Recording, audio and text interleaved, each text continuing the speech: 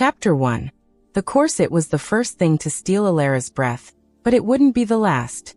It was made of reinforced whalebone and silver thread, tightened by two silent handmaidens until her ribs felt like a cage of snapping twigs. Over it went the silk, yards of it, a deep, bruised plum that shimmered like an oil slick under the flickering candlelight of the High Council's dressing chambers. "Stand still, Lady Elara," the elder maid hissed. She didn't use Elara's real rank. In the eyes of the council, Elara was no longer a person. She was a weapon wrapped in luxury, a spy in silk. Elara stared at her reflection in the triptych mirror. Her skin was pale, her dark hair pinned up with pins that were sharper than they looked. One, tucked discreetly near the nape of her neck, was hollowed out, tipped with a concentrated extract of nightshade and hemlock. A single scratch would paralyze a man. A puncture would stop a heart in 30 seconds. "The carriage is ready," a voice boomed from the doorway. Chancellor Vane stood there, his eyes cold and calculating. He was the man who had plucked Elara from the gutter of the slums 10 years ago, turning her hunger into a blade. "The Mad King expects a bride," Vane said, stepping closer. He reached out, adjusting the lace at her throat with a gesture that was almost fatherly, if fathers were made of stone. "The rumors say Alaric screams at the moon and carves poems into the flesh of his servants. Let him scream. Let him carve. You just need to get close enough to tuck him into his final sleep." "And my brother?" Elara's voice was a rasp, and used to the restriction of the corset. "Leo is safe. For now," Vane replied, his smile widening. "He remains at the academy, well-fed and well-studied. His continued health depends entirely on how quickly the Iron Throne becomes vacant. The council requires a regency, Elara. We cannot have a madman burning the grain stores while the border wars loom." "Understood," she whispered. The journey to Oakhaven took 3 days. The air grew colder as the carriage climbed the jagged cliffs of the northern coast. Through the frosted window, Elara watched the landscape change from the lush, golden fields of the south to a desolate, gray expanse of salt-sprayed rock and twisted pines. Oakhaven did not look like a palace. It looked like a tomb. It was a fortress of black basalt jutting out over the churning Abyssian sea. Great iron chains draped from its battlements, supposedly to keep the castle from being swept away by the gale-force winds. But to Elara, they looked like the shackles of a giant. As the carriage clattered into the courtyard, there were no cheering crowds. Only a line of guards in dull gray armor, their faces obscured by steel visors. The door opened. The wind bit at Elara's exposed shoulders, smelling of brine and old stone. "The queen consort has arrived," a herald cried, though his voice was swallowed by the roar of the waves. Elara stepped down, her heels clicking on the wet cobblestones. She felt the weight of the poison pin against her scalp. She felt the eyes of the High Council's observers, in her retinue.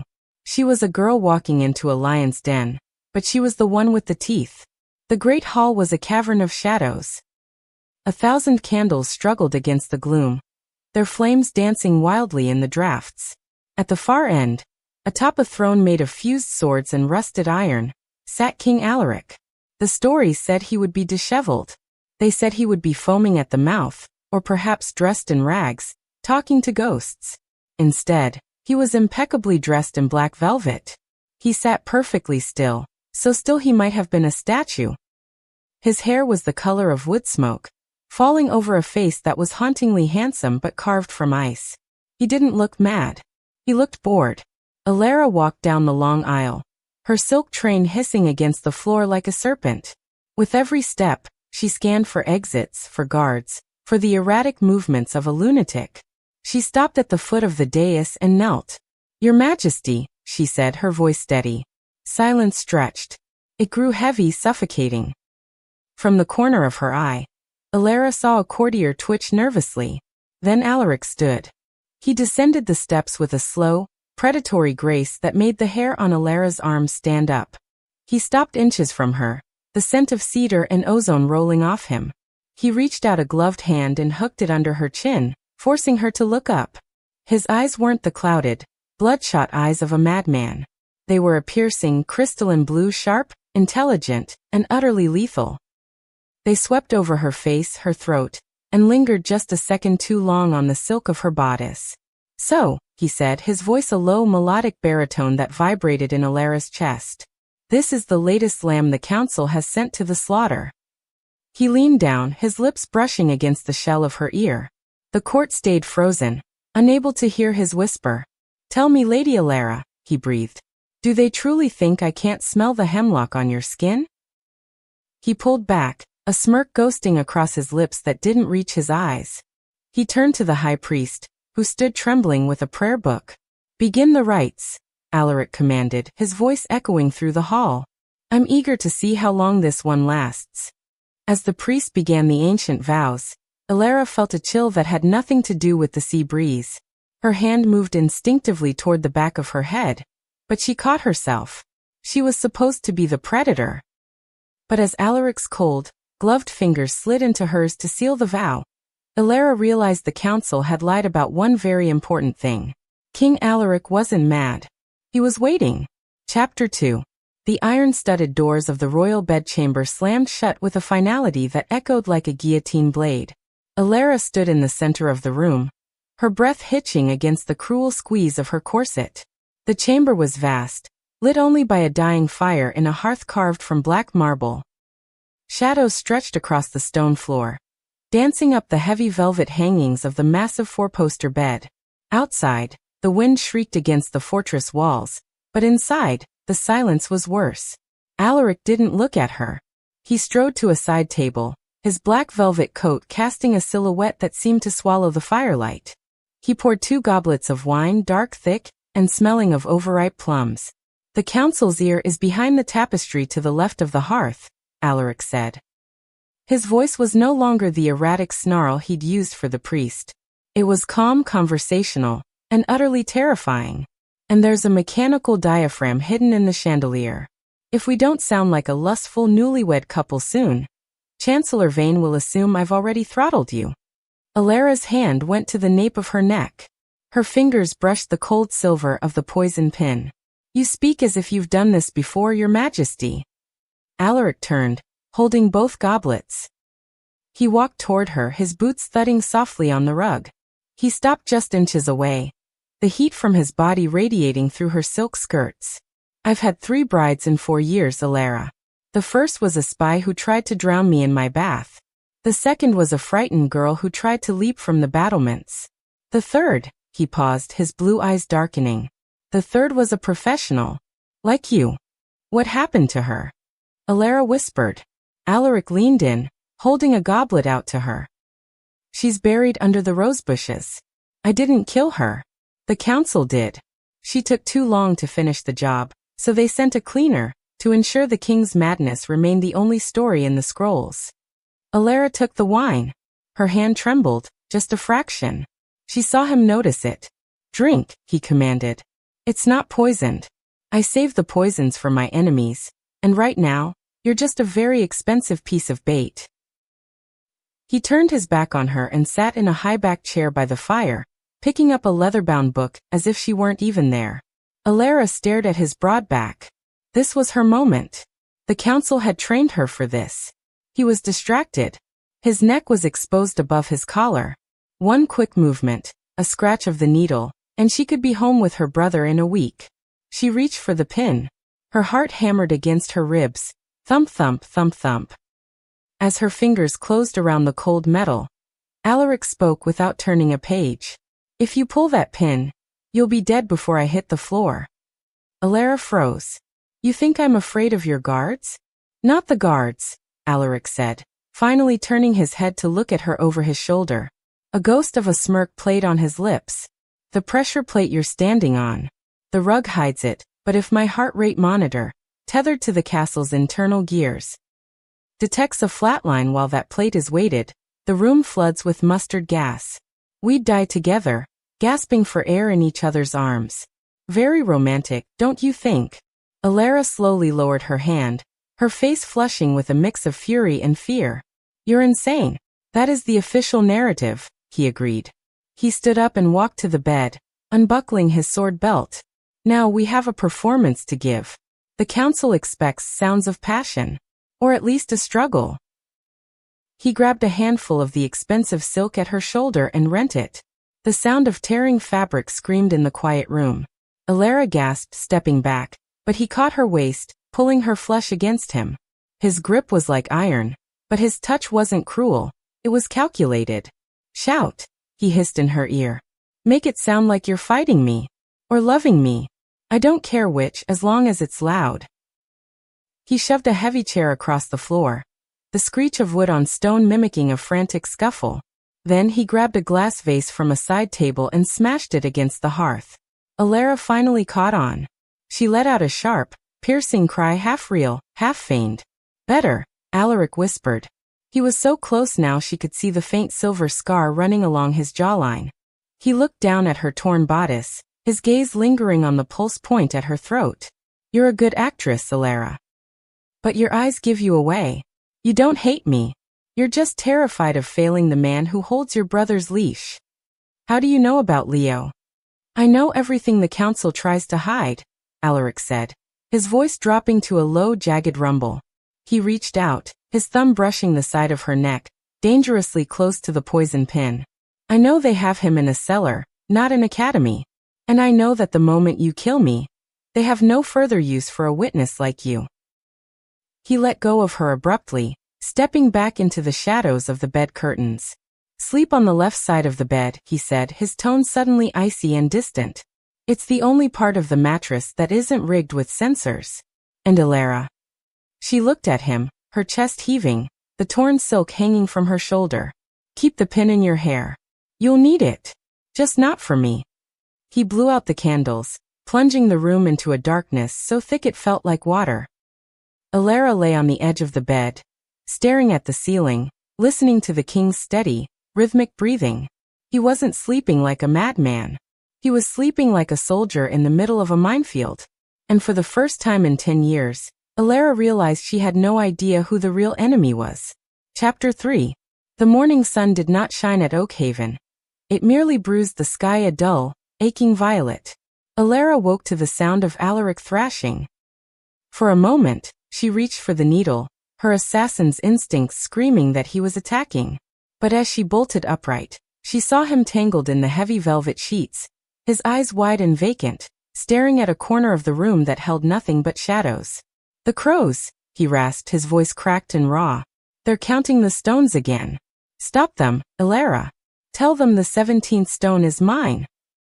He lunged toward the window, his nightshirt torn at the collar, his movements jerky and uncoordinated. He grabbed a heavy silver chalice and hurled it at the wall. It dented the masonry with a deafening clang. Elara froze, her heart hammering. Was this it? Had the Mad King finally surfaced? Or was this the performance he'd warned her about? The door burst open. Four guards and a man in the black robes of a royal physician rushed in. The physician, a man with a nose like a vulture and eyes that darted greedily, stepped toward Alaric. "His Majesty is having an episode," the physician noted, scribbling frantically on a parchment. "Lady Elara, did he strike you?" Elara looked at Alaric. He was crouched by the hearth now, tracing lines in the ash with his bare fingers, mumbling a nursery rhyme in a language she didn't recognize. He looked pathetic. He looked broken. But then his hand paused in the ash. For a fraction of a second, so fast she almost missed it, he drew a perfect, sharp-edged triangle with a dot in the center. The sigil of the Silent Watch, the legendary spy network that was supposed to have been purged decades ago. He looked up at her, and for a heartbeat, the madness vanished. His blue eyes were cold, clear, and commanding. He gave a microscopic nod toward the physician's shadow. He didn't touch me," Elara said, her voice trembling with a feigned terror that came easily. "He just started screaming about the stones. I don't understand." "Of course, child," the physician said, his tone oily. "The Iron Malady is a cruel master. We must take him to the throne room for the morning audience. The council insists he maintains his public duties." The throne room was a gauntlet of whispers. High-ranking lords and ladies lined the walls, their faces a mask of pity and hidden ambition. Elara sat on a smaller chair beside the rusted iron throne, her torn dress from the night before replaced by a gown of stiff, midnight blue brocade. Alaric was a spectacle. He spent the first hour of the audience arguing with a suit of armor. He moved it to the center of the floor and began knighting it with a loaf of bread he'd snatched from a passing servant. The court snickered behind their lace fans. Chancellor Vane, watching from a balcony above, wore a look of smug satisfaction. But Elara wasn't watching the bread. She was watching Alaric's feet. As he paced around the armor, his boots clicked in a specific, rhythmic pattern against the stone tiles. Long, short, short, long. Long, long, short. International Maritime Code, Elara realized, her blood turning to ice. He's talking to the room. She shifted her gaze to the crowd, looking for the recipient. In the third row of the minor nobility, an old woman with a scarred lip was tapping her fan against her palm in the exact same rhythm. Supplies at the north gate, Alaric's boots signaled. 7 days. The hawk flies at dawn. The Mad King wasn't just hiding his sanity. He was running a resistance movement from the center of a crowded room, using his own humiliation as a smokescreen. Suddenly, Alaric turned toward the center of the hall. He pointed a trembling finger at a young duke who had been laughing a little too loudly. "You," Alaric bellowed, his voice cracking into a high-pitched manic giggle. "You have the eyes of a fish. Give me your ring. The Fish King demands a tribute of gold and scales." The duke paled, looking up at Chancellor Vane for guidance. Vane gave a dismissive wave. The duke sighed and handed over a heavy gold signet ring. Alaric took it, bit it to test the gold, and then skipped over to Elara. He dropped the ring into her lap. "For the spider," he whispered, loud enough for the front row to hear. "To weave into her web." But as he leaned over her, his hand brushed against hers. He pressed a small, crumpled scrap of parchment into her palm.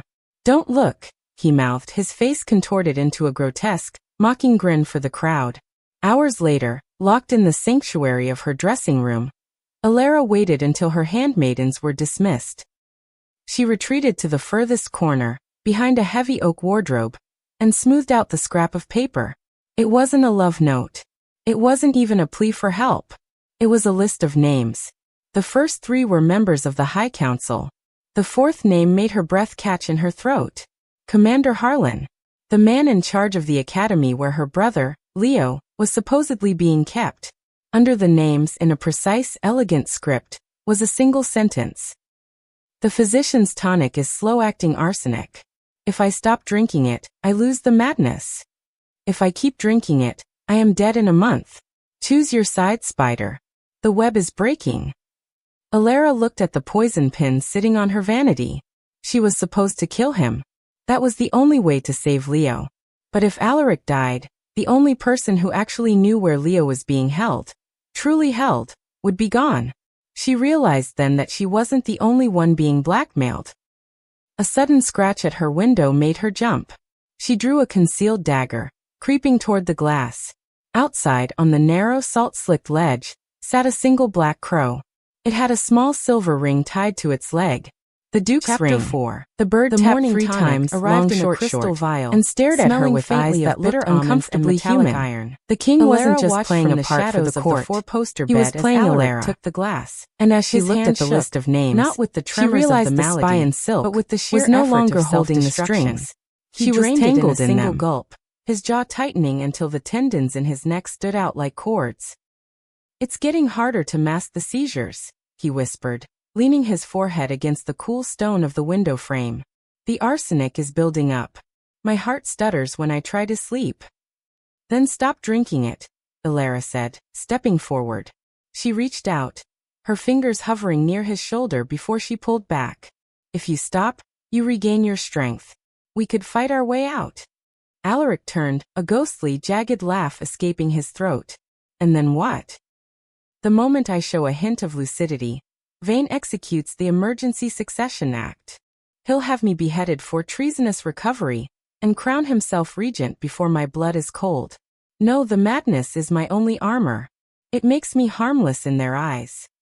He looked at her, his blue eyes bloodshot but piercing. "Today is the garden walk. The council's observers will be watching from the ramparts. We must give them a show of domestic instability." The royal gardens of Oakhaven were a nightmare of twisted hedges and gray, salt-resistant roses that looked more like shards of glass than petals. It was a labyrinth designed to trap, not to soothe. High above, on the black stone battlements, Elara could see the glint of sunlight on brass spyglasses. The council was watching. Now, Alaric muttered under his breath. Suddenly he grabbed Elara's arm, his grip bruising. He spun her around, his face contorting into a mask of senseless rage. To anyone watching from the walls, it looked like the king was having a violent outburst. "You stole the stars," he bellowed, his voice echoing off the garden walls. "I saw you tuck them into your bodice. Give them back, you thieving moon witch." He shoved her toward a fountain. Elara stumbled, playing the part of the terrified victim. She fell against the stone rim, the cold spray soaking her skirts. "I have nothing, your majesty. Please," she cried out, her voice cracking with a desperation that was only half faked. He lunged for her, pinning her against the fountain. His face was inches from hers. To the observers he was snarling threats. But against her ear, his breath was warm and his voice was a steady low hum.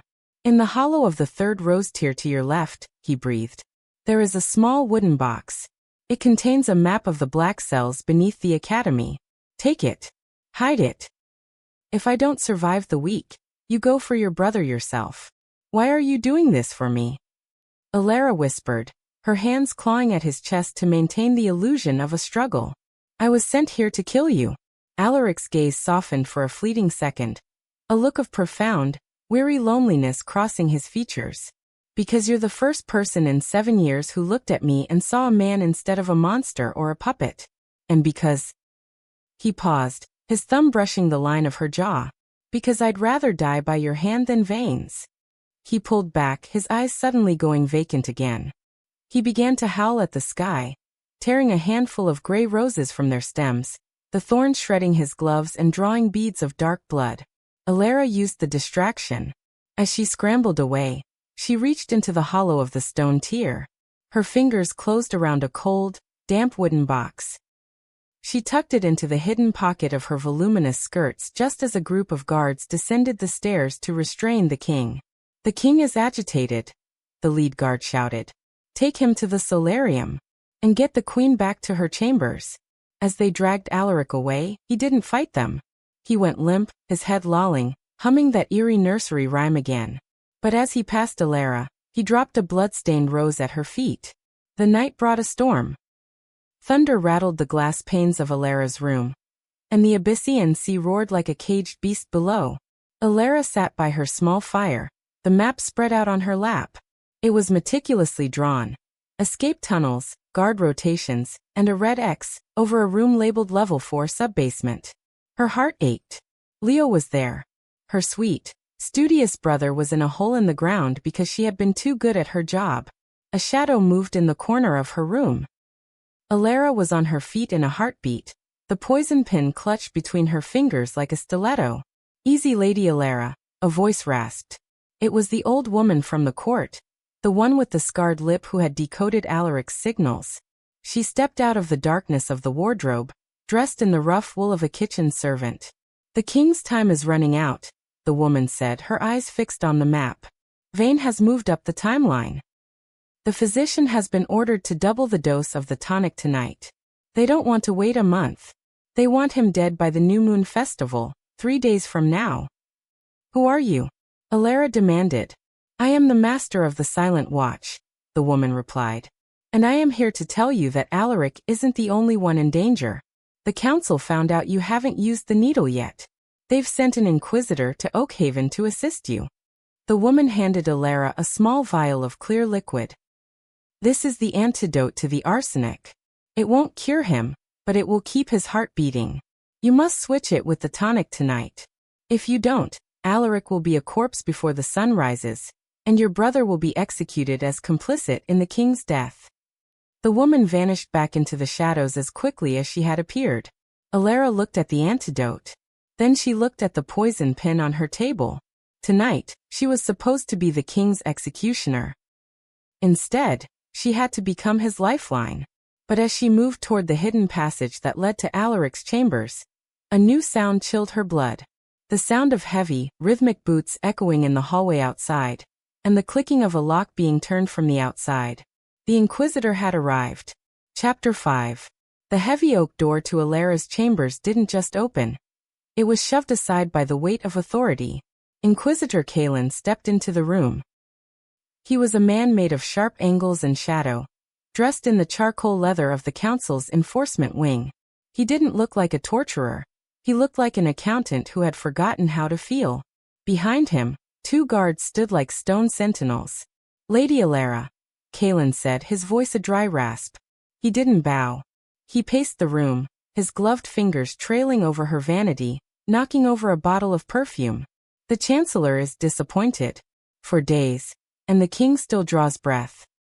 Some are starting to wonder if the spy in silk has become entangled in her own embroidery."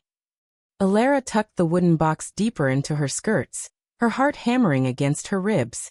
"The King is erratic, Inquisitor. If I strike at the wrong moment, the madness might save him by sheer luck. I am waiting for the tonic to weaken him further." Kalen stopped. He picked up the poison pin from her table, turning the silver needle in the candlelight. "The tonic is a blunt instrument. This," he held up the pin, "is a surgical one. The Chancellor wants the vacancy by tomorrow's feast. If Alaric isn't dead by then, I am authorized to remove the obstacle. And the obstacle's brother." He leaned in, the scent of stale tobacco and cold iron wafting off him. "Do not make me do your job, Elara. You won't like the way I finish it." He dropped the pin back onto the table with a sharp clack and marched out. The lock clicked again. She was a prisoner in her own suite. Elara didn't wait. She knew the secret passages of Oakhaven better than the Inquisitor ever would. She slid a decorative wall sconce to the left, and a narrow stone panel groaned open. The passage was cramped, smelling of damp earth and ancient dust. She scrambled through the darkness, her silk skirts tearing on the rough masonry, until she reached the peephole behind the tapestry in Alaric's bedchamber. She peered through. Alaric was slumped at his desk, his head resting on his arms. A single candle flickered near him, illuminating a pile of parchment covered in jagged, frantic handwriting. Near his hand sat the crystal vial of morning tonic, the double dose of arsenic. Elara pushed the tapestry aside and stepped into the room. Alaric bolted upright, his hand instinctively flying to a letter opener. When he saw her, the lethal tension in his shoulders broke. He slumped back, a violent coughing fit racking his thin frame. He pressed a handkerchief to his mouth. When he pulled it away, it was stained with bright arterial red. "You shouldn't be here," he wheezed. "Kalen is in the castle." "I know," Elara said, rushing to his side. She snatched the vial of arsenic and poured it into a potted fern, replacing it with the clear antidote the old woman had given her. "Drink this. It's an antidote. It will stabilize your heart." Alaric looked at the vial, then at her. "Why? If I die, you're free. You take the map, you find Leo, and you disappear." "I can't get past the gates without you," she lied, though they both knew it was only half the truth. "And I won't leave a man to be slaughtered by cowards like Vane." She pressed the vial to his lips. He drank it, his throat working as he swallowed. Almost instantly, the frantic, shallow rhythm of his breathing began to deepen. The gray pallor of his skin shifted, just a fraction, back toward life. "Thank you," he whispered. He reached out, his hand trembling as he touched the sleeve of her ruined dress. "I spent so long preparing to die alone. I didn't plan for this." "For what?" "For someone to look at me with mercy." He turned the parchment on his desk toward her. It wasn't madness. It was a ledger, a list of every bribe, every assassination, and every illegal shipment the High Council had authorized over the last decade. "This is the Black Ledger," Alaric said, his voice gaining strength. "I've been compiling it for years, piece by piece, using the Silent Watch. It's the only thing that can destroy the Council legally, but it's written in a cipher only I can read." "Then we take it and run," Elara said. "No." Alaric looked at the door. "Vane has the Navy in the harbor. The moment we leave these walls, we're targets. We have to break them from the inside. We have to show the people who the real monsters are." He stood up, his height imposing even in his weakened state. He moved closer, his shadow falling over her. The air between them grew thick, charged with a sudden, aching tension. "Elara," he said softly. He reached out, his fingers tracing the line where her silk bodice had been torn in the garden. He didn't pull away this time. His hand moved to the back of her neck, gently unpinning her hair, until it fell in a dark wave over her shoulders. "If we don't survive tomorrow, I want you to know that the Mad King would have given 1,000 kingdoms just to have met you under a different sky." He leaned down, and for a moment, the world of spies, poisons, and brothers in cages vanished. His kiss tasted of salt and the bitter lingering of the antidote, but it was desperate and real, the first honest thing in a castle built on lies. Elara pulled back, her eyes shining. "We're going to survive. I'm a spy, remember? We always have a backup plan." "And what's yours?" Alaric asked, a genuine smile finally touching his lips. Elara reached into her hair and pulled out a second needle, one Alaric hadn't seen. This one wasn't tipped with nightshade. It was tipped with a rare, bioluminescent ink used by the Silent Watch for marking targets. "Tomorrow at the feast, you're going to play the madman one last time," she said, her voice turning cold and professional. "But I'm going to be the one holding the pen. We're going to write their confession in the only language the council understands." "Which is blood," Elara replied. "And ink." Chapter 6. The air in the great ballroom was thick with the scent of roasted meats, expensive lilies, and the underlying rot of unspoken threats. It was the night of the new moon, the one evening where the court wore masks of gold and porcelain to hide their identities, though at Oakhaven, the masks only served to make the lies more literal. Elara stood at the edge of the dance floor, her gown a shimmering cascade of midnight silver that clung to her like second skin. Beneath the silk, strapped to her thigh, was a series of glass vials. In her hair, the bioluminescent needle waited. "You look remarkably calm for a woman whose brother is currently being fitted for a shroud," a voice drawled behind her. Elara didn't flinch. She turned to see Inquisitor Kalen, his face hidden behind a hawk mask made of blackened steel. He held a glass of dark wine, swirling it with predatory slowness. "The king is subdued, Inquisitor," Elara replied, her voice a cool blade. "The double dose of the tonic has left him barely able to stand. He will provide the spectacle the Chancellor requires, and then he will simply stop breathing." "See that he does," Kalen hissed. "The council has grown tired of this play. If the king is alive when the moon reaches its zenith, I have orders to burn the academy to the ground." With everyone inside, he drifted away into the throng of masked dancers. Elara's fingers curled into fists. She had 3 hours. A herald's horn cut through the music. His Majesty King Alaric. The door swung open. Alaric stumbled in, his crown lopsided, his regal robe stained with wine. He was laughing, a high brittle sound that set the court's teeth on edge. He carried a scepter like a club, swinging it at the air as if fighting invisible flies. "The stars are falling," Alaric shrieked, collapsing into his throne at the head of the banquet table. "Catch them in your mouths, you greedy dogs. Eat the light before the dark swallows the world." Chancellor Vane, sitting to the king's right in a lion mask, shared a knowing glance with the other council members. To them, this was the final act of a dying man. Elara moved. She glided toward the throne, playing the role of the dutiful, embarrassed queen. She leaned over Alaric, appearing to steady him. "Your Majesty, please," she whispered loudly for the observers. "Drink some water."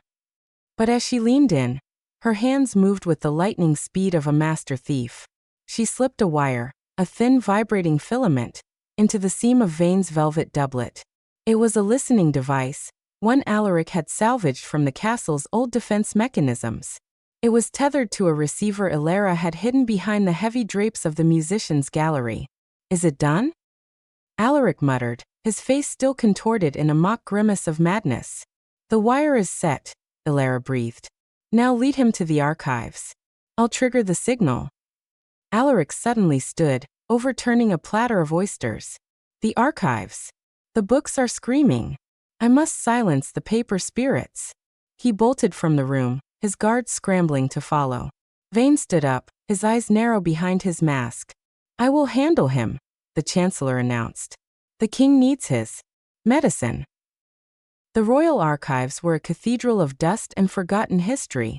Rows of towering shelves stretched into the darkness, filled with the secrets of 1,000 years. Alaric was waiting in the center of the room, panting, his back against a shelf of ancient ledgers.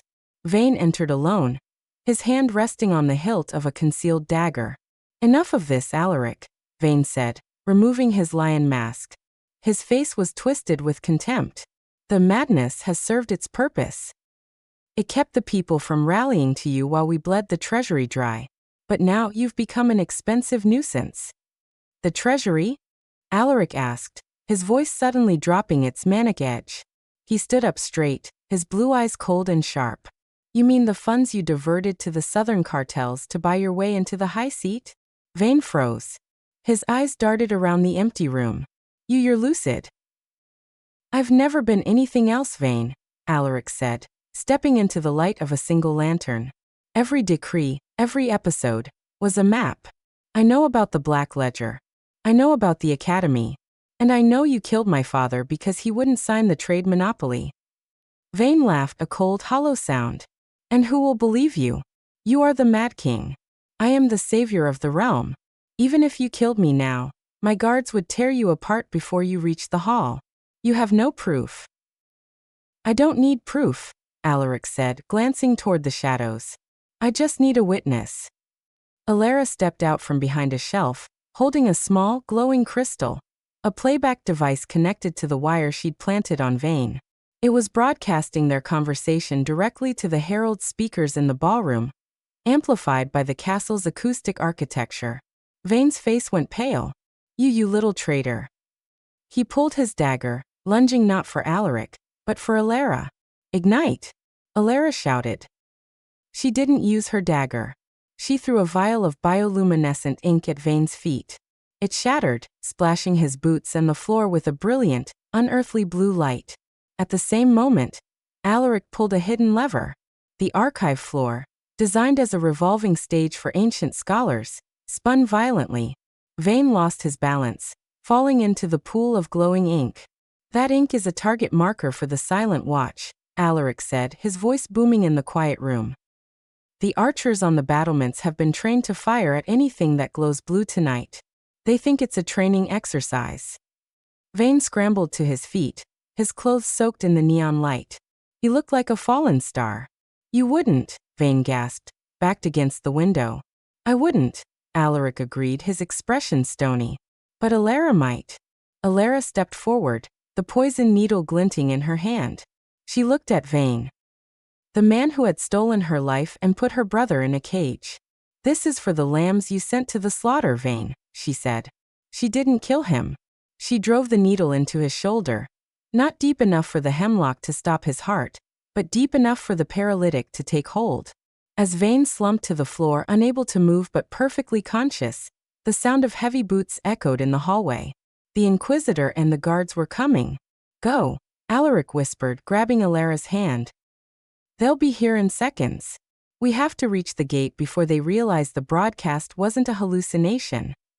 "What about Vane?" "Leave him," Alaric said, his eyes hardening. "He's glowing. The madness is catching up to him." As they ducked into a secret chute behind the shelves, the first arrow thudded into the wooden floor, inches from Vane's glowing hand. The masquerade was over, and the hunt had begun.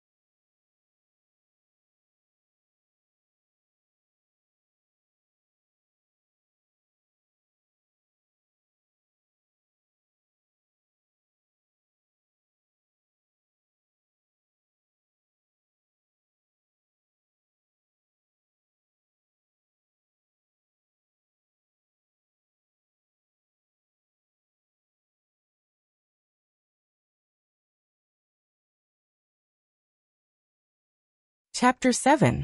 The secret chute deposited them into the bowels of the fortress, a place where the air tasted of salt rot and ancient damp. Elara hit the stone floor first, her silver gown now shredded and smeared with the soot of the vents. Alaric landed beside her, coughing. The effort of the confrontation in the archives had pushed his poisoned heart to its limit. The broadcast, Alaric wheezed, clutching his chest. Did they hear it? The whole ballroom heard Vane confess to murdering your father, Elara said, helping him to his feet. But hearing the truth and surviving it are two different things. Kaelin won't let us reach the gates. Above them the castle groaned. The muffled sound of shouting and the rhythmic thud-thud-thud of heavy boots echoed through the vents. The Mad King had officially been declared a fugitive in his own home. We can't go to the gates, Alaric said, his eyes unfocused as a fresh wave of tremors took him. Kaelin will have the crossbowmen zeroed in on the courtyard. There's a sea gate. Beneath the north bastion. Through the dungeons? Elara's blood ran cold. The Oakhaven dungeons were legendary, a vertical labyrinth of iron cages suspended over the crashing waves of the Abyssinian Sea. It's the only way out that they haven't reinforced, he replied. They move through the dark like ghosts. Elara led the way, her senses heightened by years of training. She could hear the drip of water 3 corridors away. She could smell the ozone of the coming storm. When they reached the iron dungeon, the sight stopped her heart. The room was a massive, circular shaft. In the center, a series of iron cages hung from heavy chains, swaying in the draft that rose from the sea hundreds of feet below. There were no floors, only narrow catwalks slick with algae. Stop! A voice boomed from the darkness above. A torch flared to life on a higher catwalk. Inquisitor Kaelin stood there, his hawk mask discarded. His face was a mask of cold, bureaucratic fury. He held a crossbow, the bolt aimed directly at Alaric's throat. You've been a very busy spider, Elara, Kaelin said. But you forgot one thing. The council doesn't need a trial. They just need a body. The people heard him, Kaelin. Elara shouted, stepping in front of Alaric. The broadcast went to every speaker in the palace. You can't hide the truth now. The truth is whatever the survivor writes, Kaelin countered. He looked at Alaric. Your Majesty, you've survived arsenic, assassins, and a decade of isolation. It's almost a shame to end it with a simple piece of steel. He pulled the trigger. Elara didn't think. She lunged, her weight slamming into Alaric to knock him aside. The bolt hissed through the air, grazing her shoulder and shattering against the stone wall behind them. Run, she screamed. They scrambled onto the swaying catwalks. Kaelin signaled to the guards in the shadows. From the levels above, they began to release the winches. The massive iron cages started to drop, swinging like wrecking balls toward the narrow walkways. Alaric stumbled, his knees buckling. The antidote was wearing off, and the strain on his heart was becoming visible. His face was ashen, his lips tinged with blue. Leave me, he gasped, sliding against the iron bars of a suspended cage. Take the ledger. Save Leo. I am not leaving you in a hole in the ground. Elara barked. She grabbed his arm, hauling him up with a strength born of pure desperation. She looked up. Kaelin was descending the spiral stairs, reloading his crossbow. The sea gate. Alaric pointed feebly toward a heavy iron grate at the very bottom of the shaft, where the spray of the ocean was visible. The mechanism is counterweighted. Elara looked at the chains holding the cages. A mad plan formed in her mind. Hold on to me, she commanded. She took the poisoned needle from her hair, the one tipped with the paralytic, and jammed it into the heavy rope pulley of the nearest winch. As the guards above tried to crank the chain, the needle snapped, jamming the gears just enough to create a momentary snag. Elara grabbed a loose chain and kicked off the catwalk, pulling Alaric with her. They swung out into the empty air of the shaft, dangling over the abyss. Below them, the sea roared like a hungry god. Above them, Kaelin's second bolt whistled past their heads. The snag in the gears gave way with a violent crack. The cage they were clinging to plummeted. The world became a blur of wind and iron. Elara squeezed her eyes shut. Her arms wrapped around Alaric as they fell toward the churning white water of the sea gate. They hit the water with the force of a hammer. The cold was absolute. It stripped the breath from Elara's lungs and turned her limbs to lead. She fought toward the surface, her fingers tangling in Alaric's heavy velvet coat. He wasn't moving. She broke the surface, gasping, salt water burning her throat. They were outside the fortress walls, bobbing in the freezing surf of the Abyssian Sea. High above, Oakhaven loomed like a black jagged tooth against the storm clouds. Elara dragged Alaric toward a narrow strip of shale beach. She collapsed onto the wet stones, coughing up seawater, her hands shaking as she checked his pulse. It was there. Faint, erratic, but there. She looked back at the fortress. Torches were already moving along the lower battlements. They had minutes before the search parties reached the beach. She reached into her wet bodice and pulled out the black ledger, wrapped in oilskin. It was safe. She looked at the man beside her. The king who had chosen to be a monster so he wouldn't have to be a puppet. "We're out, Alaric," she whispered, brushing the wet hair from his forehead. "But we're not finished."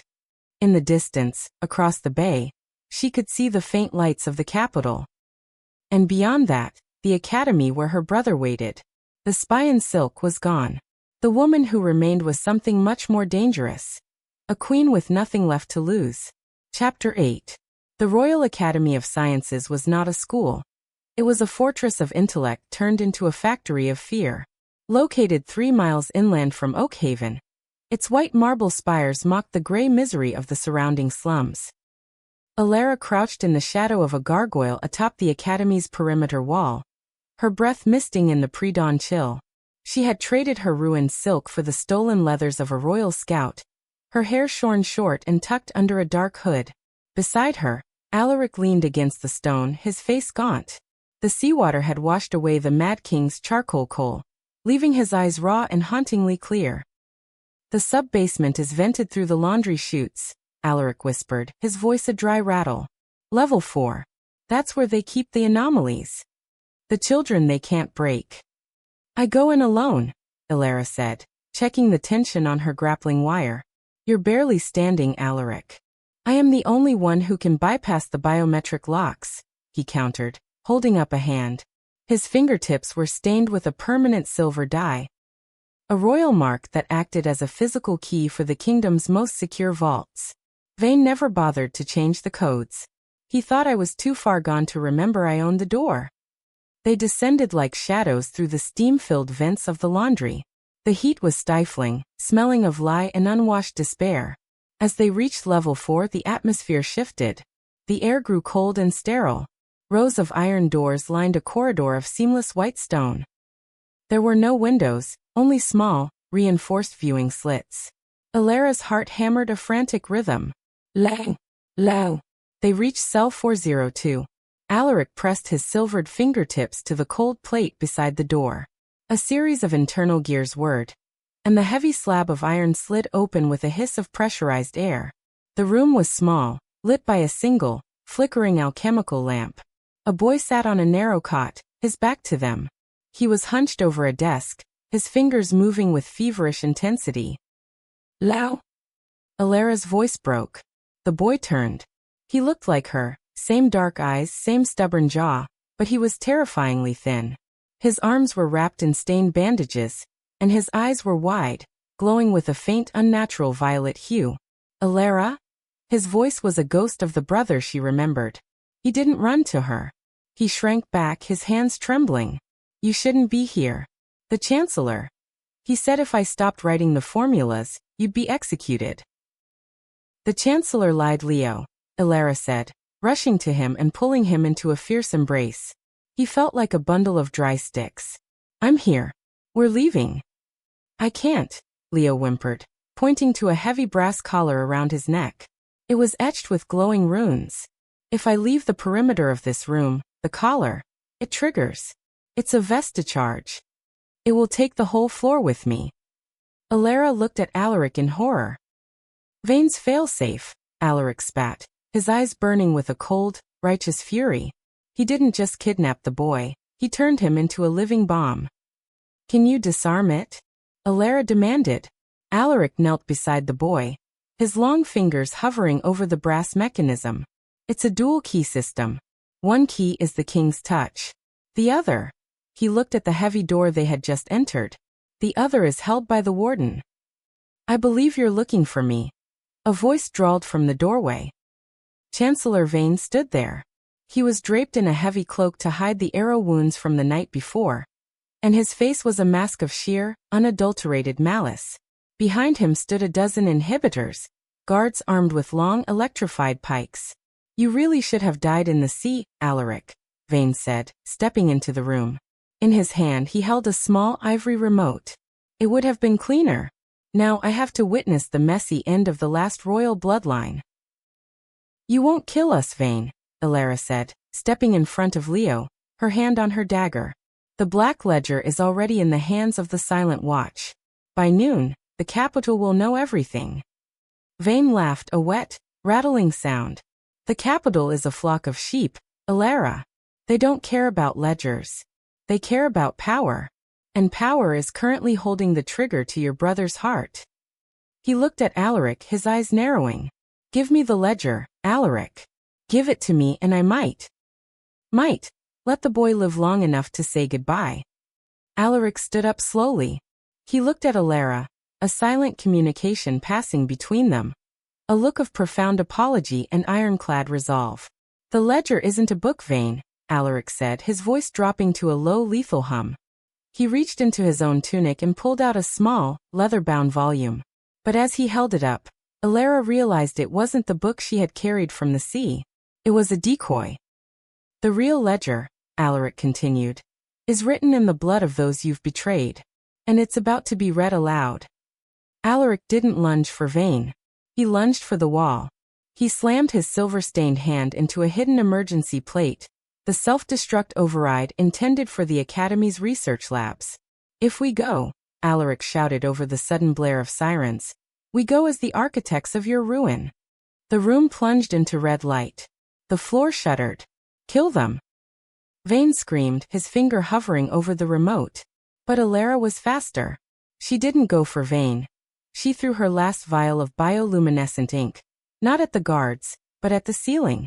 The ink hit the sprinkler system, and a spray of neon blue liquid rained down, drenching Vane and his guards.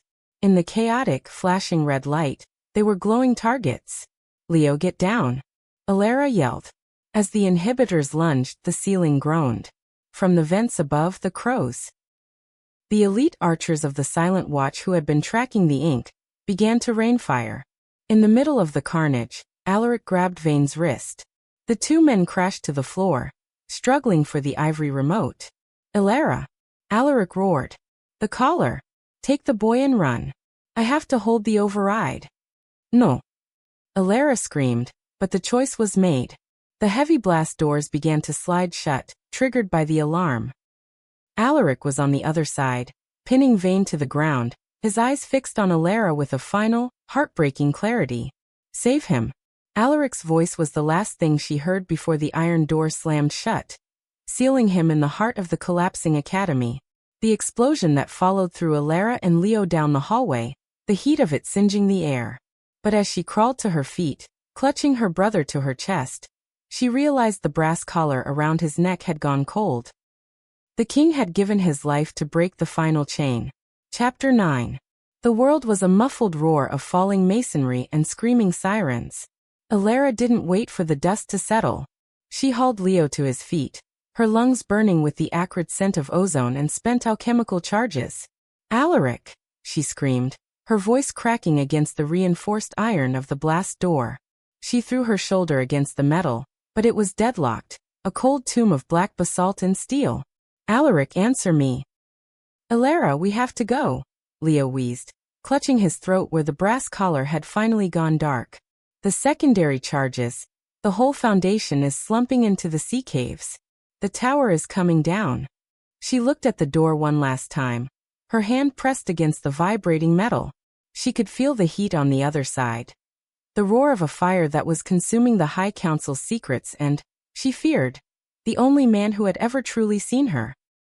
I'm coming back for you, she whispered to the door. I promise. The capital was a city of glass and gold, and today, it was shattering. News of the broadcast from Oakhaven had spread like a contagion. The Mad King's lucidity had been heard by the palace staff, the heralds, and the minor nobility. By the time Elara and Leo reached the city gates, the streets were a chaotic tapestry of riots and hushed prayers. But the High Council wasn't finished. Chancellor Vane's subordinates had declared martial law, claiming the Mad King had staged a terrorist attack on the academy. Elara didn't head for the slums. She headed for the executioner's square.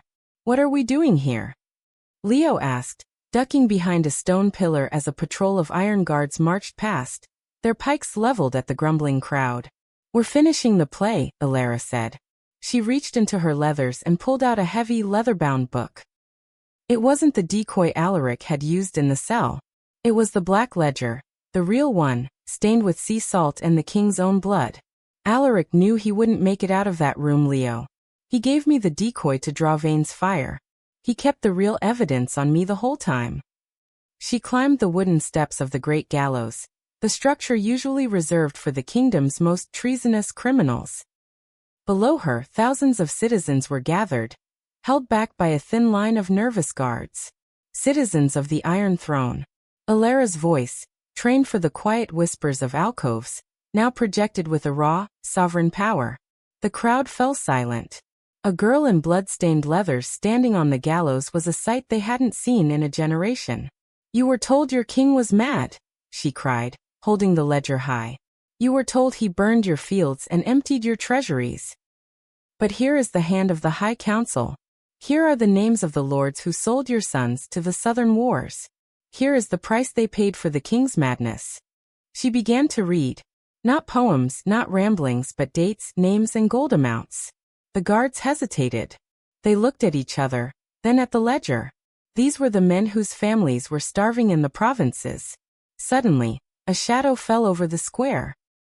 A massive armored carriage, pulled by 6 black horses, thundered into the plaza. The door swung open, and Inquisitor Kalen stepped out. He looked scorched, his charcoal leather singed, his face a mask of homicidal calm. "The girl is a heretic," Kalen shouted, drawing a heavy 2-handed broadsword. "She has murdered the king and kidnapped the crown's ward. Archers, take the marks." A dozen crossbowmen on the surrounding rooftops took aim. Elara stood her ground, her hand moving to the last needle in her belt. "If you kill me," Elara shouted, her eyes fixed on the archers, "the truth dies with me. Is that the kingdom you want? A kingdom built on the silence of the dead?" The archers wavered. One lowered his bow, then another. "I gave an order," Kalen roared. He lunged up the gallows steps, his sword whistling through the air.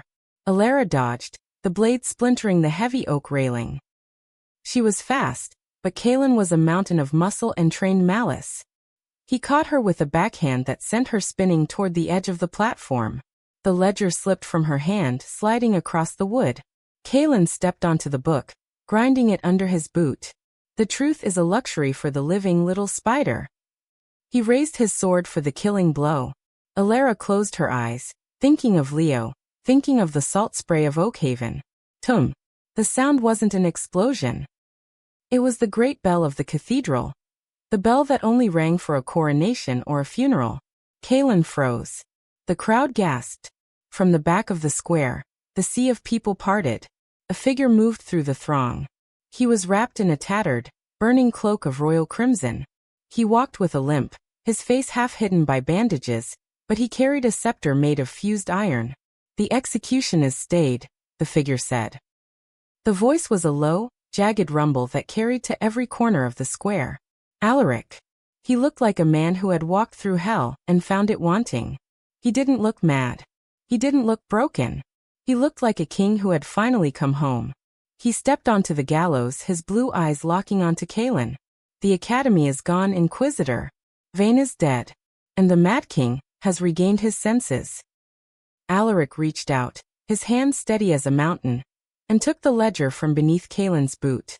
He looked at the crowd, then at Elara, a faint, bloody smile touching his lips.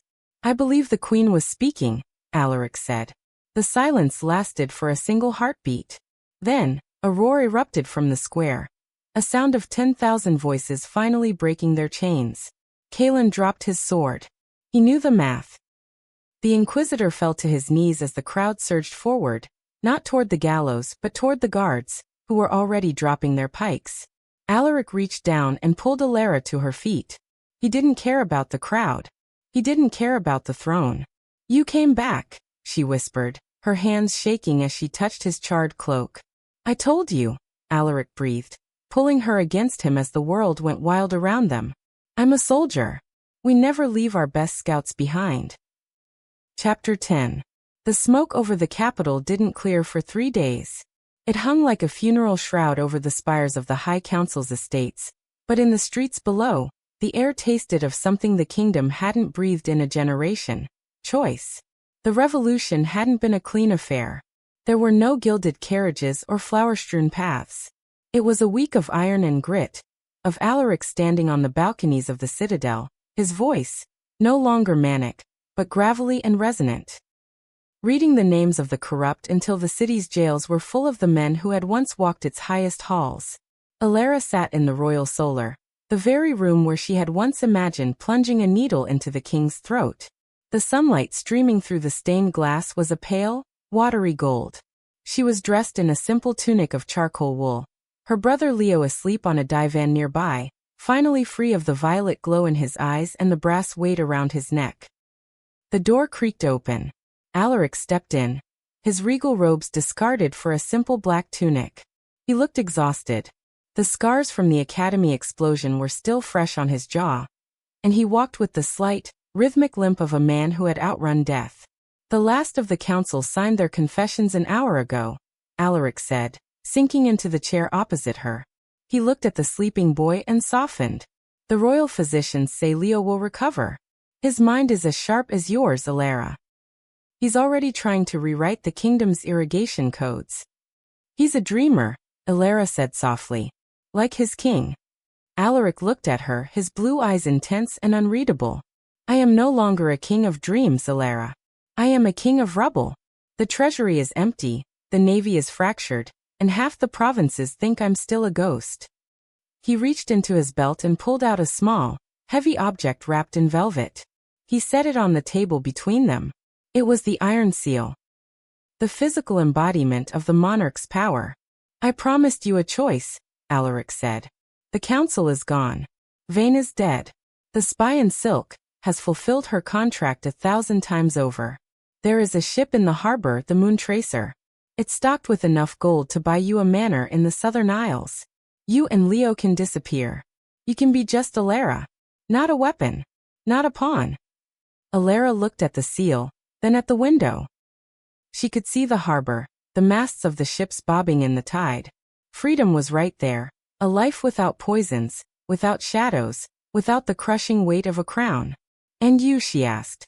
Alaric leaned back, a weary, honest smile touching his lips. "I stay. Someone has to sweep up the glass. Someone has to ensure that the next king doesn't have to pretend to be mad just to survive his own court." He stood up, walking to the window. He looked out over the city he had saved by breaking it. "Go, Elara. Take the boy.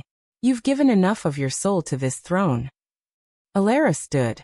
She walked to him, her boots silent on the stone. She didn't look at the ship in the harbor. She looked at the reflection of the man in the glass.